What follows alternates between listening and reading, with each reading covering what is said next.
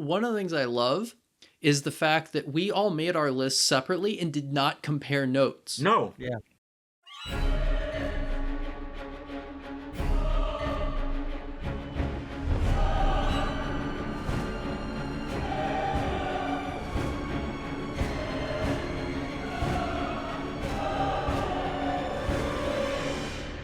In the distant future, vampires rule the night, but their numbers are dwindling. One podcast is unlike all the others. Half human, half vampire.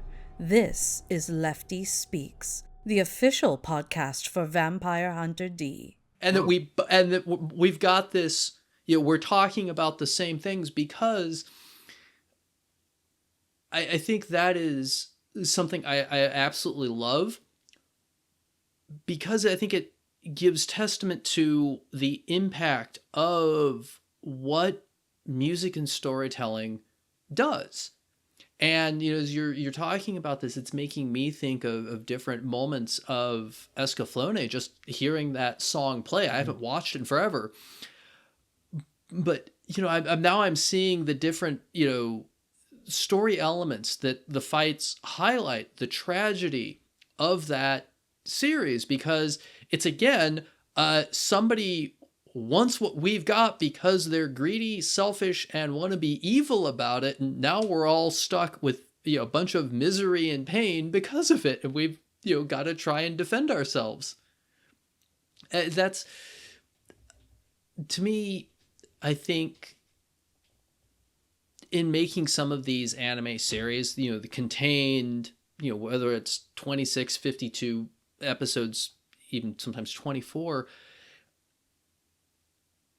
they've, I think, done an amazing job taking, limited budget and crafting incredible story out of it to tell the stories of hubris and human flaws and the ups and downs, the beauty and ugliness of all of that. Yeah. And to me, hearing these songs and how they, bring back those memories, and just, I'm now seeing the series of Escaflowne play through my head from that one song. Mm-hmm. And that's part of to me, the joy of music and why we're sitting here spending this time talking about the impact of it. To me, it's an absolutely incredible, phenomenal thing, and makes me wish I did not have arthritis from being an idiot 16-year-old punching steel. Because I can't play the piano anymore. Oh no! Wow. Well, I mean, when you think about also Gundam Wing, which is not my favorite Gundam series, but Gundam Wing to this day is the most popular Gundam series that was released in North America, because Cartoon Network showed everything out of order on Toonami, which is fun, But when I would talk to my students about Gundam, they would keep coming at me about those 5 boys. And I'm like, look, this is a boy band. This is not Gundam. This is a boy band in space. It was like NSYNC and Mech, Backstreet Boys and Mechs. And, I understand there's a appeal to it. But that song, the opening of season 1 of Gundam Wing, Just Wild Beat, communication, that was a game changer. Because whether or not we like it, the kids liked it. They loved it. And when I was working at that anime store in Harvard Square in Boston, Anime Crash was the name of the company, we used to get more kids buying the Gundam, because it was called like Mission 1. The CDs were called Mission 1, Mission 2. So we would get Volume 1 or whatever, kids coming in just buying that because they wanted that, the opening track and the closing track, which was called Just Love. And it was a game changer. I have that soundtrack. Yeah, I know you do. So did I, because I had to listen to it. But yeah, I have the 5 set.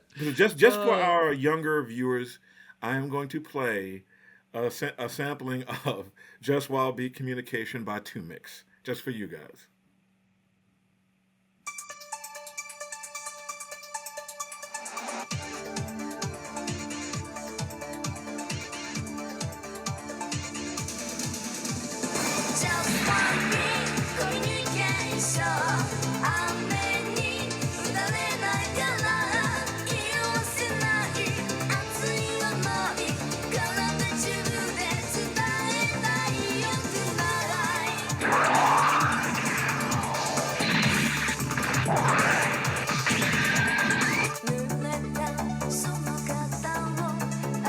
about as much I can take of that. But yeah, that was one of the biggest opening songs in anime history. I mean, it goes right up there alongside Cruel Angel's Thesis, which is Evangelion's opening. And yeah, I mean, people have to also look at the fact that a lot of the Naruto songs, particularly the closing tracks, were actual pop songs. Mm-hmm. And, there were little idol groups that popped up, but I had American kids, excuse me, some of my American kids, my students. A lot of my students were singing songs I had never heard of. But when I would listen to them, I'm like, oh, wow, this is really cool. And they were like, this is from Naruto. And then it became clear that Naruto had 15,000 different ending, closing songs. And I was just like, wait a minute. Like, they were like, no, you can make albums just so they're closing album songs. Not even opening tracks. Just like they have every couple of episodes, it would change. That's what I mean. They cycled. Yeah, they cycled through. I mean, a lot of anime does that. They have absolutely. You know what I mean? Like Gachta, we talked about that. I think last time. That one also switches out. Sometimes it switches out the opening, but it almost there's like maybe every 5 episodes they have a new closing song with a new band, a new or new group, a new performer. Mm-hmm. So yeah, and I think that's done ideally to sell albums as an additional revenue stream for the anime. Yeah, absolutely. Hey, if it works. Well, I mean, if you only have one consistent closing song, people buy one You're selling album a and single you're done. verse. Yeah, yep, you're done. Yep. But if every 5 or 6 episodes you have a new ending song, that the kids, the fans got to buy another single. Yeah. So I mean, this is the track that I'm talking about that my students would not stop playing from Naruto ending. No, I do find it also interesting that we've both talked about Tank, because it was also on Tank's on my list as well, because it's such an iconic thing. There is one that I want to play that it's actually from the reboot of Legend of Galactic Heroes. Ooh. It's Dainu The, and it's SawanoHiroyuki. It's the ending song to the first season, and it's called series. Tranquility. What I find interesting about this song is they actually did a performance where the singer also sings in English. Wow. And the lyrics to it, talking about, the difference individuals can make. And for those of you who aren't familiar, Legend of Galactic Heroes centers around 2 people, one on each side. Reinhardt and Yang.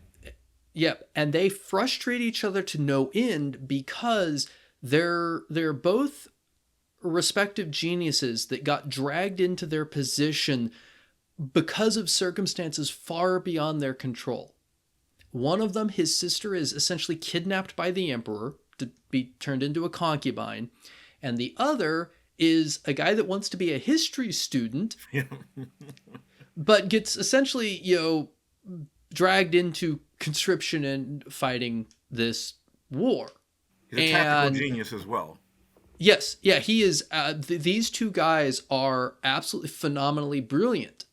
Both of them get pushed into it. The one guy because he wants to save his sister and get revenge on the Emperor, and so he joins the military to climb the ranks, and he's also a tactical genius. And these 2 guys going back and forth, constantly foiling each other and frustrating each other. But so this song, to me, struck me about this series because it talks about the, importance of, people and the difference we make.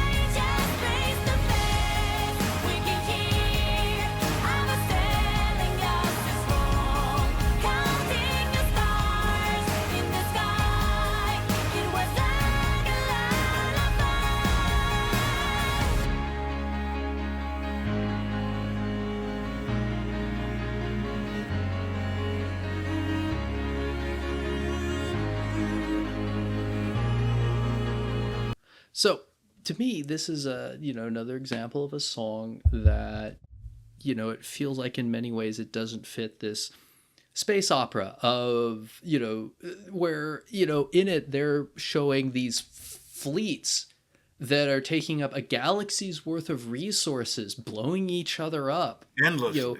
endlessly. Yeah. Because it's this tragic story of war that has been going on for over a century, and it's just destroying lives and worlds, and it's just this grinding machine that the people in power keep going because it helps them stay in power.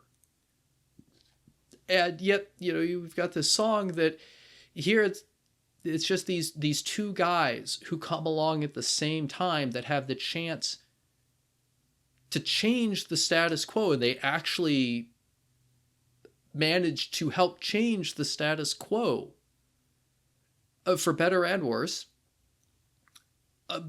But that's part of why I love these songs, and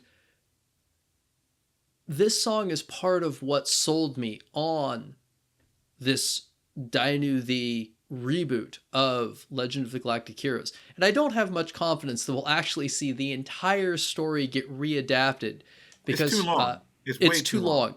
I mean, we're talking like 200 plus episodes. Wow. So it's One Piece in space opera, except it's not a show and show. It's a political intrigue, very very Machiavellian moment. I mean, it's a great series. It's an incredible series. Absolutely phenomenal. Is it 10? I have all 10 or 9. I have all 10 books from the light novels, all of them, and they did such a great job of adapting it, because it doesn't feel like the books don't have any fat in them, and neither does the series.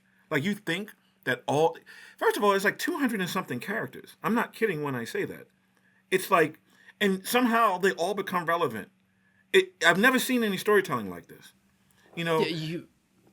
It was incredible that the guy kept it all straight.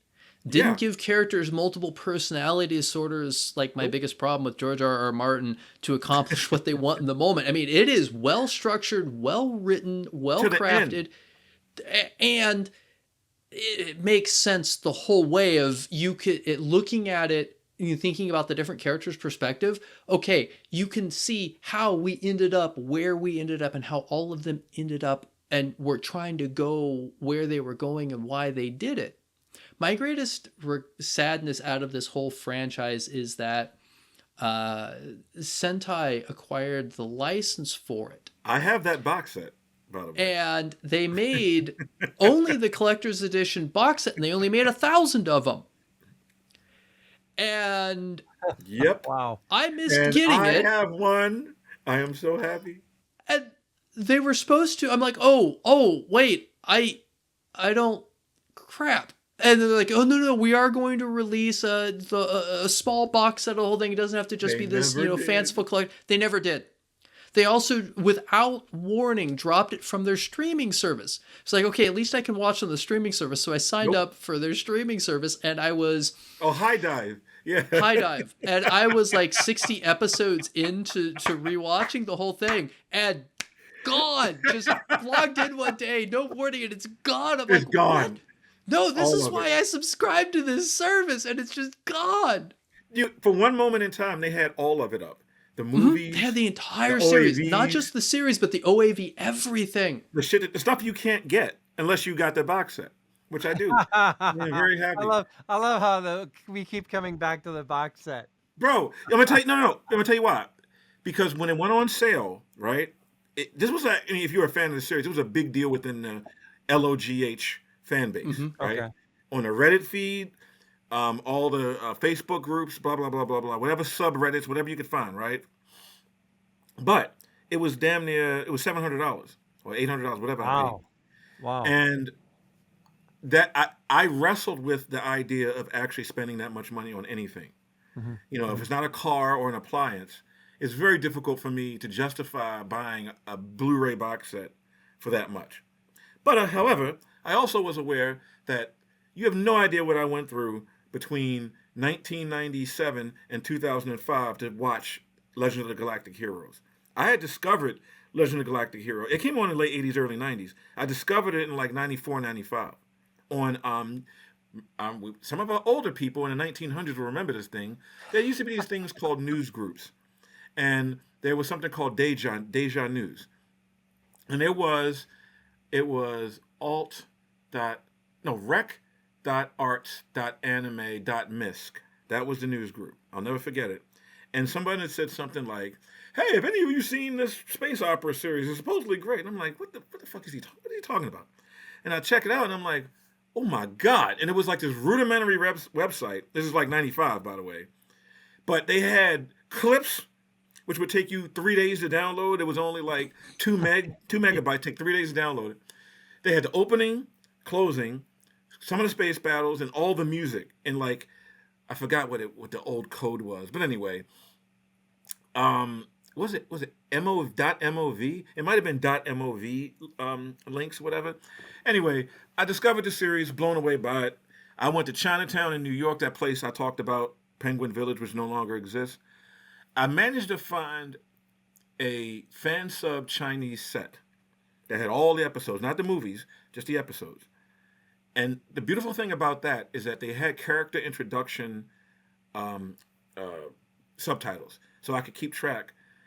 Now, what the box set, that $800 box set does not have is the character introduction subtitle. So luckily, I do remember who all these people were. But literally, you would have, like, they would have scenes in like a Senate, and you would get like 50 characters in that scene. And you would have to remember them somehow. And the Galactic Empire. This series was Yeah, crazy. Yeah, but it because all you've worked. got you've got all I'm the like, admirals. where can you rent the box set? Yeah. Well, no, it was crazy because you have all the on the Imperial side, you have all the different admirals, a bunch of the civilian infrastructure. You have all these nobles, a lot of whom are corrupt. So you can identify with the main character or why he's fighting, and the citizenry are upset because they're exploited for this war machine.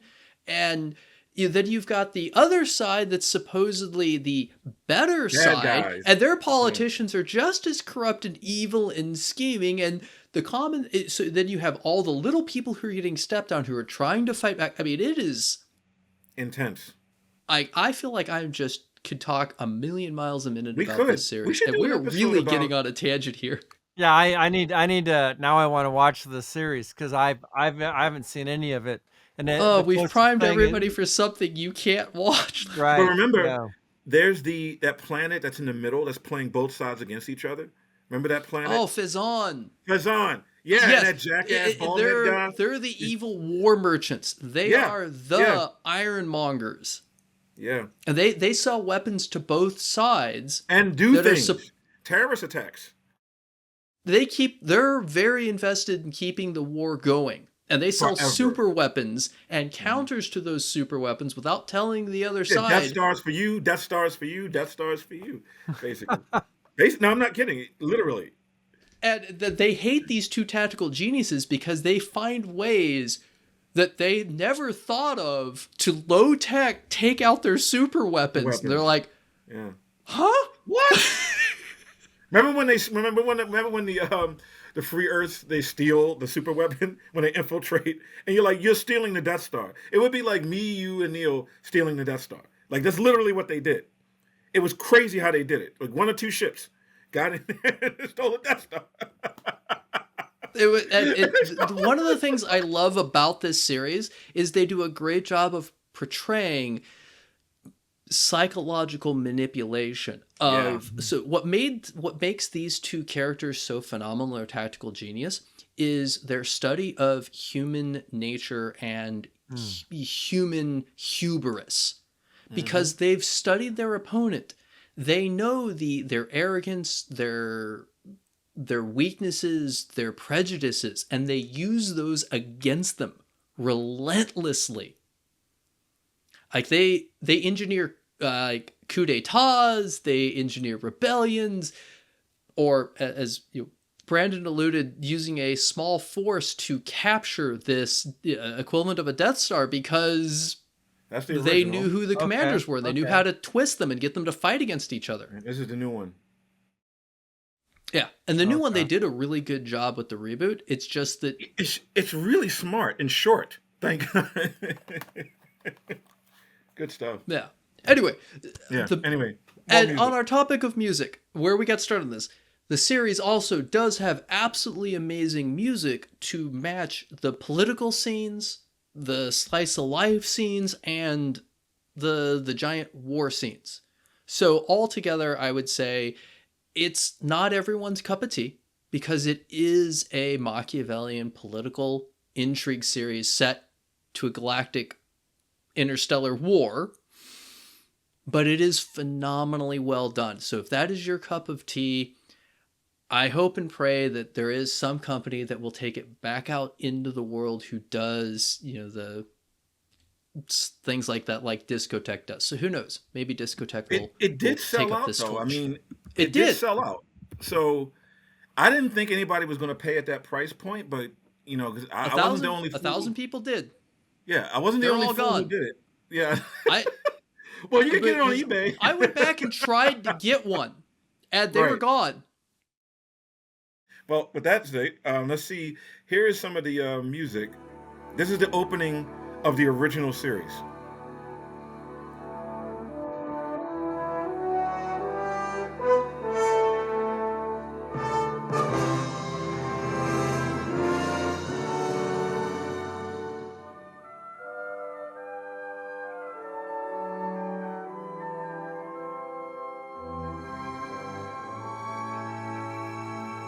You can see the.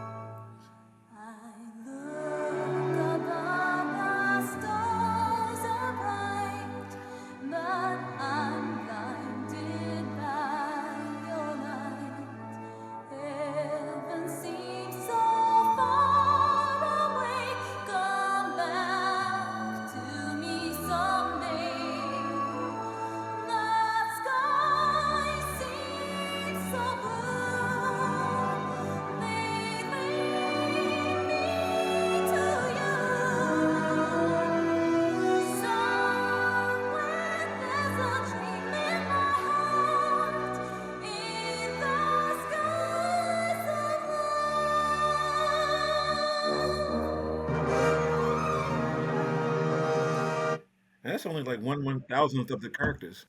Just that opening, seeing all of those different Yeah. characters come in, all of those characters have a story significant All bit of to them. them. All of them that you see in that opening sequence. Plus, it keeps going with the other side of the conflict and the people who are in the middle of it. Like, it is, I don't know how he kept track of it. Like, this story was written before spreadsheets existed. Yep. I don't know how he kept it all in his head, or he took the most extensive notebook chronicling that. It's wow. Probably had a giant wall with all the characters and a little string. No, he had to have. He had to have. I mean, Honestly, cards. I Index can't tell you cards. how many movies we've had that kind of scenario. Like, in the Davis Films production office, we had 11 different offices, and each one was just wall to wall, whiteboards. Oh, with every the time pins, people and will it was complain like just a series covered. fails at continuity of something, Yeah. I'm like, you make it sound like it's easy. It's not that somebody's trying to screw up, but holy moly, It's a lot of work. There's that meme where the guy's going crazy with the conspiracy theories, and he's got the cork boards and all the red That's string and everything. exactly, That's yeah. what it is, and you Yeah. try to keep all of that straight. You have typically on a film or a series, you have an entire team whose sole job is to try and track continuity between all the different shots and scenes. Like, they've got a rough job. Yeah. Well, and Because a lot of if it that goes is well, if it goes well, Yeah. nobody notices them. Right. But if it doesn't, oh, Right. good Lord, everyone's Yeah, out for their blood. well, and I'm sure Brendan can talk about this more than me because he was on a series. But I mean, that's as I think in development, my job has always been to maintain that, to develop the world setting, whether it's a film franchise, when you're adapting from like a video game that, like Wolfenstein, that has dozens of video games, comic books, and other material, to pull that all in, and be authentic to the original material, but also to have that continuity, that, and it's a fun challenge, to say the Yeah. least. But yeah, and then to circle back to music, I mean, the same thing. When that adds another layer of complexity to it, because you're telling, in many ways, you're telling a different story, telling it in it through the music. Yep. So I will say in our case, I am glad that we are able to tackle a Vampire Hunter D novel at a time. We're not trying to aggregate the entire franchise into one adaptation or a. Oh no, that would be bad. Oh, I mean, yeah. that would be. Oh, I had to that would. explain that to. I mean, there Roger Avery was going to direct Vampire Hunter D live action at one time. Paul W.S. Anderson was going to direct for another time, and so all these, I'd go in and I'd explain, and for me, I would bring in notes, and I'd basically say, here's an overview, and then I would say, I mean, if you want to start, we need to pick one book or a combination of two books to because there's just so much material. And I mean, honestly, one, I think anime was a great way to start, because there's a little bit more acceptance of the world setting and things like that. But in a live action, there's a lot more effort to get the audience to accept the world that you're in, and it takes more effort. So, and I can think of movies where they really struggled with that, because it just created so many problems trying to do that. Like, I think of the World of Warcraft movie. Yeah. Because I mean, I both love and hate it. I mean, it's yeah, you can tell that the guy who made it really loved and understood the lore and story of the franchise. The problem is trying to get that much crammed into like an hour and a half, 2 hours. That's rough. That is really, really rough. Whether you're faithful or somebody who's new to it, that's a lot in a very condensed time, and it's a really rough thing. And at least it did great in China. And there we go. It made its money back in China, from what I don't know the numbers exactly, but it didn't do well here, but it did very well in China. That's good to know. Wow. Hey, I mean, it was, especially back in the day, it was a really, really popular game in China. Yeah. Like, huge for Blizzard there. So, yeah. But on a music note, before we run out of time, we've got to play Tank. Absolutely. We've got to play Tank. Play us out with that one. Yeah. I thought that would be a good way to close it out. Yeah. Well, I've got it ready to go. But, being Tank is one of the greatest tracks. I mean, sets the tone in a very weird way for a space opera. Yeah. Good Lord. I mean, who would have thought? The first time I ever saw the opening credits, I had no idea what I was getting involved in. I don't think anybody did. I had friends, when I was working at the animation store in Boston, I had friends who had gone to Japan and had seen it and was like ranting and raving about it. And it already concluded before it got picked up for release in the States. Yep.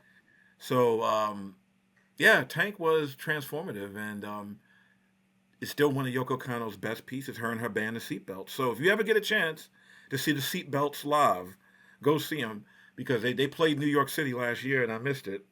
And they came out here years ago and I missed it. So since LA is closer to Japan than New York is, I'm praying to God, her and her band come back. So with that said, either that or we're just all gonna have to go to Japan. I would like to. I need some money. money. I would not complain about that. Podcasting from Japan. That would be great. Yeah. And here we go with Tank.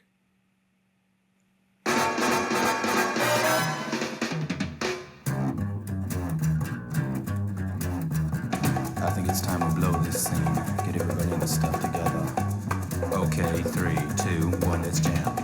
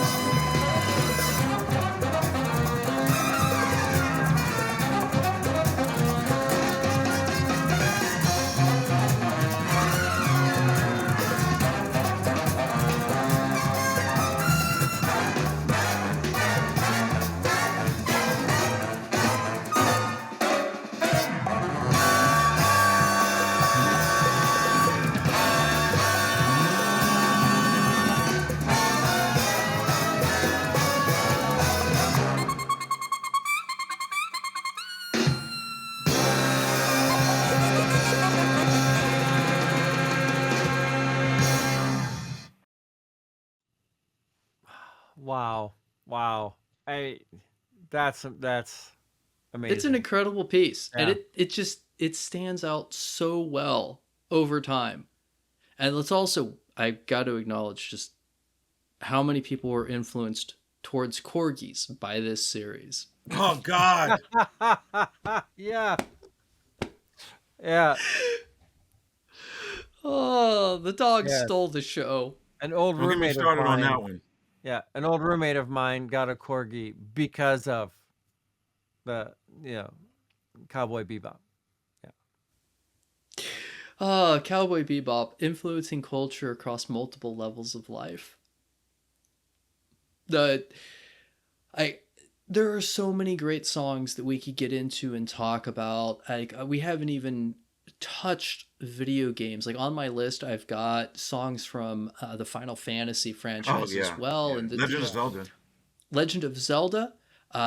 Think about the music that goes to some of the long-running video game franchises that you love, and how they, play for some of the themes to characters. Can you imagine, a world without sound for something like Doom Or Halo. Wolfenstein? Even where they started rudimentary back in the day, decades ago, those are things that, help pull you in, that trigger, like, oh, I know that song. Yep. So I would say as we wrap up, never underestimate the importance of music and what it means and how it connects us, because it, I think, is something that it doesn't matter whether you understand the language or not, that it can convey something. I mean, think about the explosion of K-pop coming out of Gundam style. It is crazy how that just wrapped around the world. One silly song, and it is a fun song, even if you don't understand all the words or any of the words. Which was criticizing the rich of South Korea. Oh yeah, it is. Yeah, absolutely, because that's their that region of Seoul is effectively their Beverly Hills, Fifth Avenue, Beverly Hills equivalent, and in Tokyo would be Roppongi, but it's. I love how amazing music will transcend time and culture. I mean, we are still playing songs that still impact us from centuries ago. And in the same way that we storytelling has stuck around. Most people couldn't tell you when the Magna Carta was signed, or different, significant major events that have shaped history. But Shakespeare, people will know. If you quote lines from Romeo and Juliet or Much Ado About Nothing, people will recognize that. That, passed down the same way. If you play like an ancient old hymn, people will recognize that resonates. I mean, William Tell Overture still goes. Beethoven, Mozart. Yeah, really reminds me of that scene from Sinners, where it was just such a wonderfully surreal scene where it was playing different music from different times and different cultures, and it's really showing how music is intertwined with culture. It's completely inseparable. And again, like in ancient times, often the stories weren't written down, they were told, and many times they were told with some type of music playing in the background, kind of like we watch movies today. So yeah, music has had that type of impact for millennia. Yeah.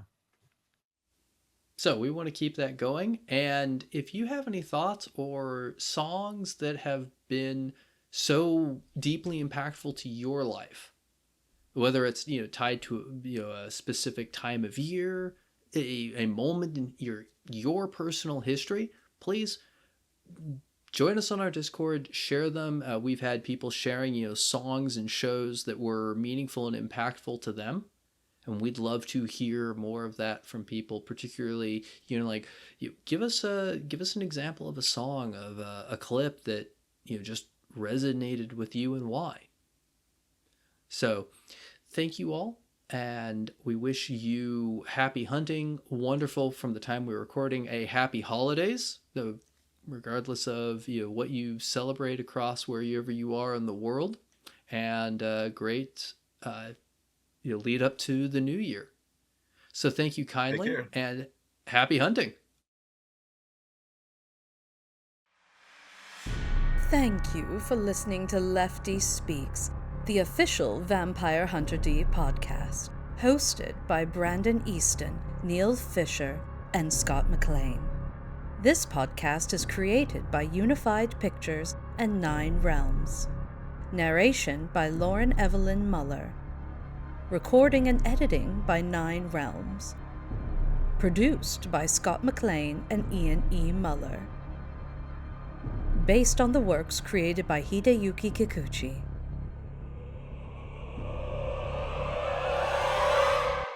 Happy hunting.